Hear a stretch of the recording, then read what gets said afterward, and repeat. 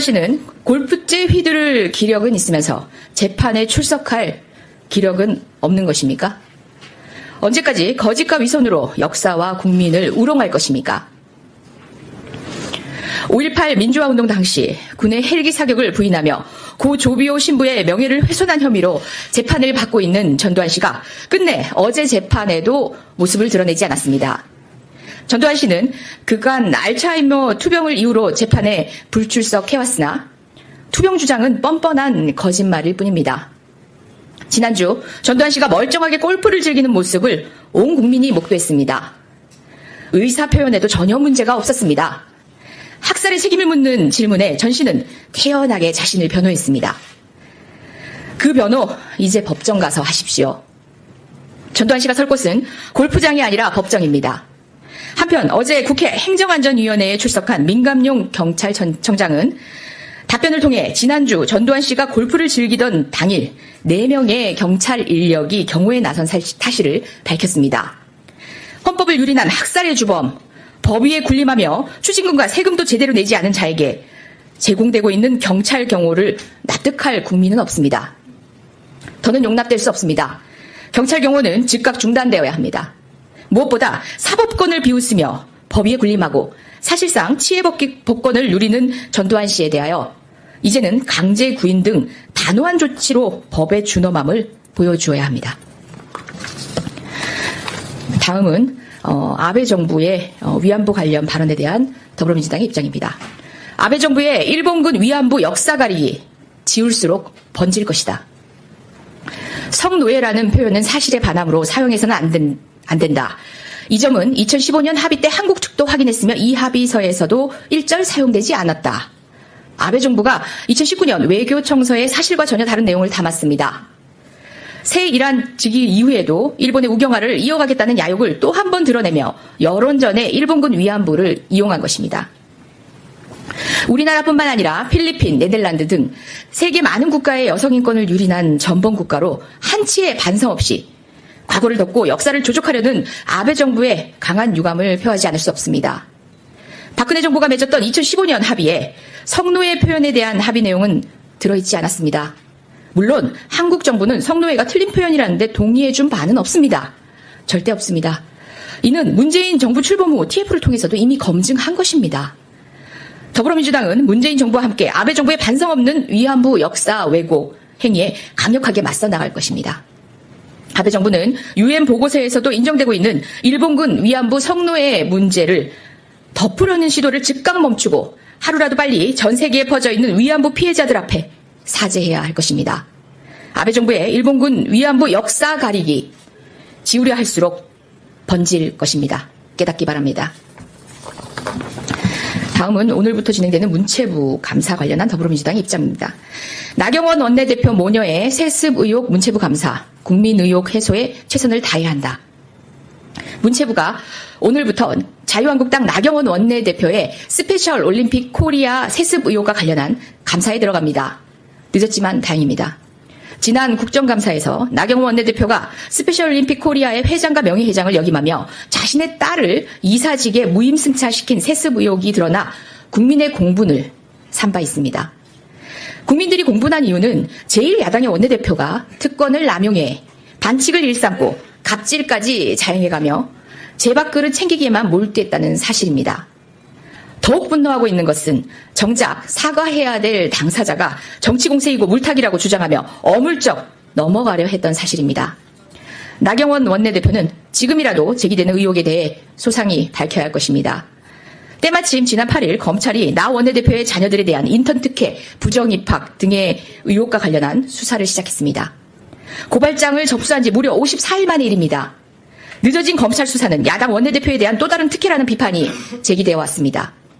이미 나 원내대표 모녀의 스페셜 올림픽 코리아 임원 세습 의혹은 사실상 실체가 드러났습니다. 문체부는 이번 감사가 검찰 조사와 같은 비판에 직면하지 않고 국민의 의혹을 낱낱이 해소할 수 있도록 최선을 다해야 할 것입니다. 이상입니다.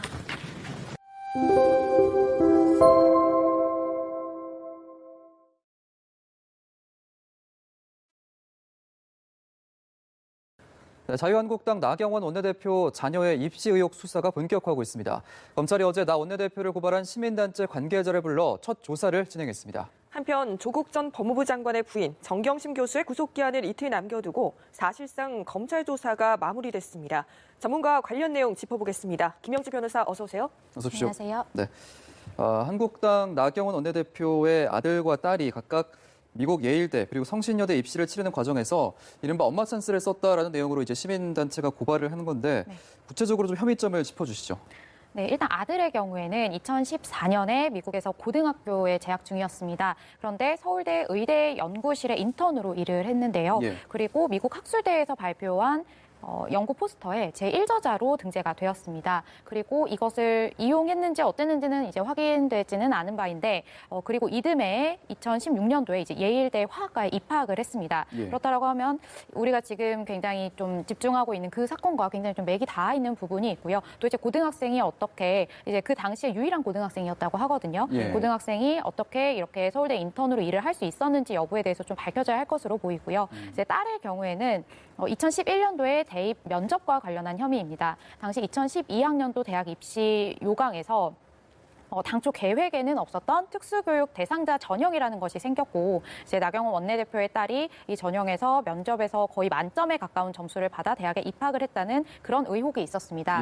이를 바탕으로 시민단체는 9월 16일부터 4차례에 걸쳐 고발을 진행을 했고요. 이제 최근에 고발인 조사가 이루어진 것으로 알려졌습니다. 네, 지금 검찰 고발인 조사를 받으러 나온 안진걸 민생경제연구소 소장은 검찰이 너무 뒤늦게 수사를 시작했다라고 강하게 비판을 했습니다. 지금 고소가 된 지 54일 만에 수사를 하는 일이 굉장히 이례적인가요? 보통 제가 고소대리로 사건을 진행을 하면 고소인 혹은 고발인 조사가 이루어지는데 한 달 정도 생각을 하시라고 말씀을 드립니다. 이게 고소장이나 고발장이 접수가 되고 이제 담당 검사가 지정이 되고 수사 지휘가 내려오는데 그게 한 보름 정도 걸리거든요. 그렇게 되면 담당 수사관이 지정이 되고 연락이 옵니다. 고소인 조사나 고발인 조사를 진행할 예정인데 언제 시간이 괜찮은지 연락이 오고, 그렇게 되면 통상적으로 한 달 정도 내외로 이 조사가 이루어지거든요. 그런데 거의 한 2달 가까운 시점에서 조사가 이루어졌다라는 부분은 약간 좀 수사가 늦게 진척이 된 것이 아니냐라는 의심은 좀 해볼 수 있는 그런 부분이라고 보겠습니다. 지금 나 원내대표가 위계에 의한 업무방해 혐의를 받고 있는 상황인데 이제 고발인 조사가 끝났으니까 나 원내대표는 그러면 소환이 될 가능성이 있습니까? 언제쯤 될까요?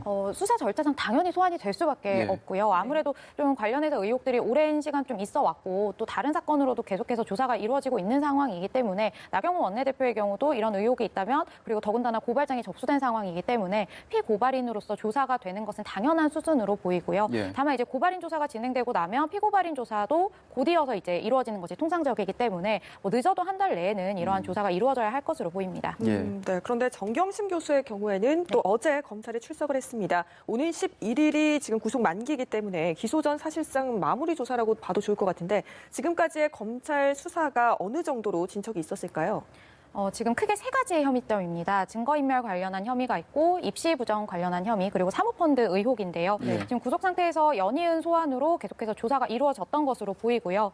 아무래도 최근에 있었던 조사에서는 이런 사모펀드 의혹이나 입시 부정 관련해서 조국 전 장관이 이런 사실을 알고 있었는지, 특히나 이제 정경심 교수의 동생 자택에서 지금 차명으로 주식을 매입한 정황에 대한 증거가 나와 있는 상황입니다. 그렇기 때문에 조 장관 역시 이 차명 주식 매입 과정을 알고 있었는지 여부에 대해서 좀 집중적으로 조사를 하지 않았을까 예상이 되는 부분입니다.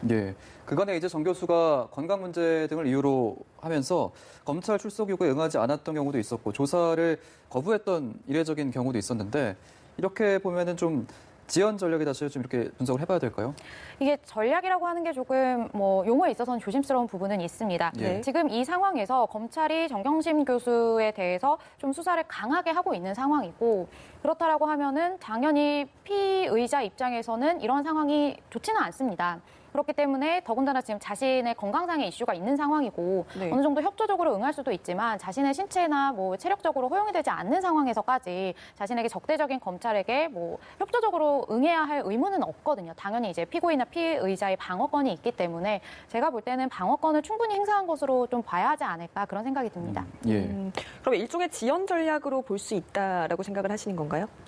글쎄요, 저는 이제 지연 전략이라고 하기보다 방어권 행사를 충실하게 하고 있다. 했다라고 표현하는 것이 적합할 것으로 보입니다. 네, 예. 그리고 앞서 말씀하셨듯이 차명 주식 매입과 관련해서 그럼 조국 전 장관이 이 부분을 알고 있었나? 이 부분에 대해서 뭐 관련된 증거라든지 나온 부분이 있을까요? 일단 검찰은 지난해 1월에 이제 정 교수가 이 WFM 주식 12만 주를 차명으로 구입했다는 것에 대해서 증거가 포착이 된 상황이고요. 이 조국 전 장관의 계좌에서 그 당일에 5천만 원 상당의 자금이 거래된 흔적을 또 발견을 했다라고 합니다. 예. 네. 그리고 추가적으로 앞서서 이제 나와 있는 검찰의 수사 관련한 내용은 뭐 지난 5일에 조 전 장관의 서울대 연구실 압수수색했다 이런 내용이 있었고요. 그리고 일부 계좌에 대해서는 또 영장을 발부를 해서 계속해서 수사가 진행 중인 상황입니다. 그렇기 때문에 만약에 이 관련해서 공범으로서의 혐의가 된다, 혹은 이제 뭐 차명 주식을 매입하는 것에 있어서 관여를 했다라고 한다면 네. 이건 또 공직자윤리법 관련해서 문제가 될 수 있는 상황이어서 아무래도 조국 전 장관에 대한 수사는 앞으로도 계속될 예정이고, 제가 볼 때는 기소 여부를 떠나서 물론 이제 기소의 전후와 상관없이 예. 향후 소환 조사가 이루어지지 않을까 생각이 됩니다. 그러니까 정 교수의 기소 여부와 상관없이 조만간 소환이 이뤄질 거라고 보시는 건가요? 그렇습니다. 그렇다고 할지라도 제가 네. 볼 때는 검찰이 굉장히 좀 조심스럽게 접근을 할 수밖에 없는 상황이어서 네. 기소라고 한다면 대부분의 증거가 확보된 상황에서 기소가 이루어지거든요. 예. 그러면 아무래도 조 전 장관에 대한 뭐 증거 같은 것도 충분히 확보가 된 상황에서 소환이 이루어지지 않을까 그런 생각이 드네요. 알겠습니다. 네. 지켜봐야 될 것 같습니다. 다음 사안인데요. 정부가 북한 해상에서 그 주민 16명을 살해한 북한 주민 2명을 북한으로 다시 추방을 했습니다. 이렇게 판문점을 통해서 다시 추방이 된 게 처음 있는 일이라고 하는데 또 국방부 장관인 정경두 국방장관은 보고를 받지 않았다고 해서 논란도 됐고요. 이 부분 좀 짚어주시죠. 일단 사건의 사실관계에 대해서 좀 짚어드리도록 하겠습니다. 지난 8월 15일경이었습니다. 북한에서 선장을 포함해서 19명이 탄 17톤 규모의 오징어잡이 어선이 북한의 김책항을 출발을 했는데요. 근데 아무래도 배 안에서는 굉장히 좀 가혹행위가 좀 빈번하게 일어나는 편입니다. 예. 선장의 가혹행위에 불만을 품고 3명의 선원이 10월 말경에 공모를 해서 일단 선장을 죽였다라고 하거든요. 예. 선장을 살해하고 나서 이제 다른 선원들도 모두 살해를 한 상황에서 뭐 도주 자금을 마련하기 위해 다시 김책항으로 돌아갔다라고 합니다. 네. 그런데 그 돌아간 곳에서 1명은 검거가 되었고요. 그렇게 되니까 2명은 다시 이 배를 타고 이제 남한 쪽으로 내려왔고, NLL 근방에서 계속 이상하게 돌아다니니까 네. 우리나라 해군 입장에서는 뭐 하는 건지 이제 잡아서 봤더니 이런 상황이었던 것이죠. 그런 상황에서 아무래도 뭐 범행의 흔적이 밝혀져 있는 상황이고, 그렇다라고 하면 이 사람들이 귀순의 의사를 밝혔지만 우리나라에서 보호 대상으로 보기엔 좀 어렵다고 판단을 해서 강제로 추방을 했다라고 알려졌습니다. 예. 그런데 지금 이 살인 사건 자체에 대한 의문이 굉장히 커지고 있는 상황입니다. 이들이 타고 온 목선이 정말 작더라고요. 길이가 15m에 17톤급 이 오징어잡이 배인데 이 작은 목선에서 고작 3명이 16명을 살해했다는 게 가능한 일일까요?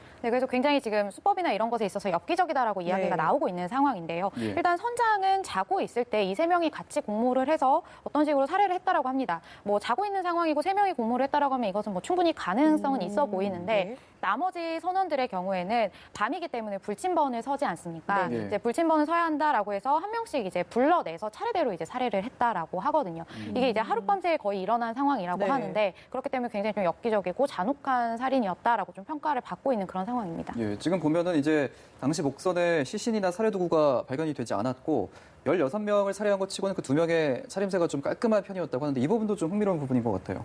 일단 그 어느 정도의 자백 같은 것은 받은 것으로 알려졌어요. 예. 그런데 그렇다고 할지라도 시신은 좀 유기를 했다라고 하기 때문에 선박 내부에서 시신이 발견되지는 않았고요. 다만 이제 관련해서 통일부 입장은 안에 혈흔이나 이런 증거는 충분히 있었다. 그리고 이 사람들이 지금 남한에 우리나라의 귀순의 의사를 밝혔지만 그렇다고 할지라도 이 사람들은 귀순을 하기 위해서 이렇게 온 것이 아니라 네. 범죄를 저지르고 도주를 하기 위해서 우리나라에 온 것인 만큼 이 사람들을 보호 대상으로 포함할 수는 없다라고 판단한 것으로 알려졌습니다. 그리고 지금 또 잠시 언급이 됐었던 게 어제라든지 뉴스를 통해서 지금 이게 알게 된 경위가 국방부가 발표를 한 게 아니라 우연히 포착이 됐습니다. 이 부분에 대해서도 말이 많던데요.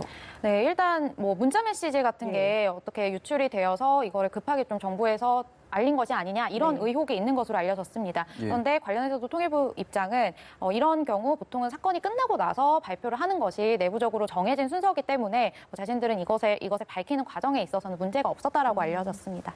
알겠습니다. 오늘 김영주 변호사와 여러 가지 내용 짚어봤습니다. 고맙습니다. 고맙습니다.